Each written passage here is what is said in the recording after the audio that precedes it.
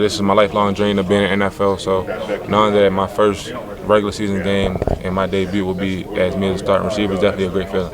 Yeah, when you look at the wide receiver group now, obviously we heard that Amari has departed. Just what though, with the remaining group is really special. It makes the rapport good and helpful for you as a rookie.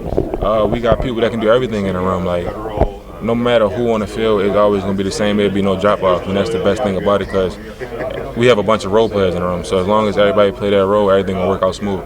I know it was a short time that he was here, but did you pick up any tips from Amari being a veteran before he departed? It's more so just watching him out there on the field and stuff like that. Just seeing how he do his releases, run routes, and things like that. Just seeing different technique things that he do.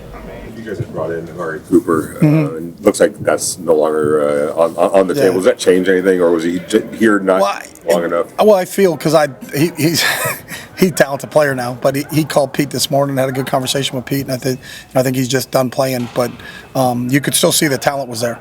But we still have today, Thursday, Friday, Saturday's practice session before we have to finalize who was up and who was down, and we hadn't made any final decisions on was he going to play in the first game or not in the first game.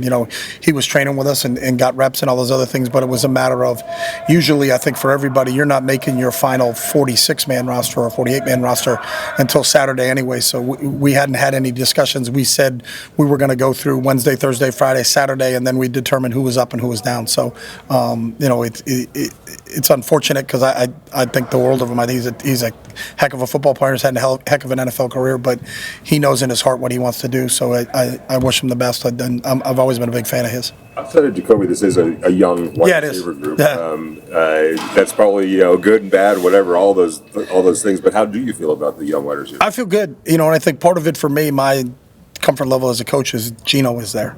So having a veteran quarterback, I think if you had maybe a bunch of young wideouts and a young guy pulling the trigger, you got a rookie at the running back spot.